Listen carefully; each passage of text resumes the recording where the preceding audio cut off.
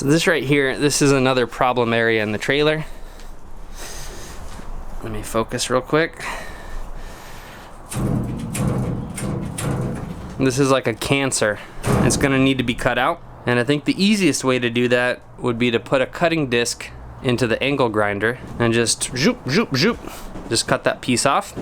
A little safety issue I'm concerned about is when you're using a cutting disc, it's very thin and it's made out of material that can disintegrate and just launch the cutting disc at you, at your person, at your face. And so when cutting metal, it's imperative to use heavy-duty face protection, like a face shield.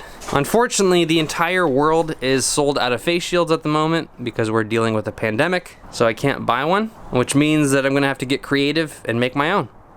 Figured out that if I put a piece of foam right here, my chin can rest on it, and it's actually quite comfortable. Check it out.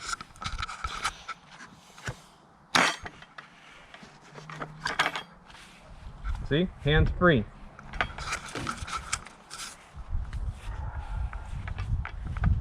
Best of all, I can see exactly where I'm going and what I'm doing.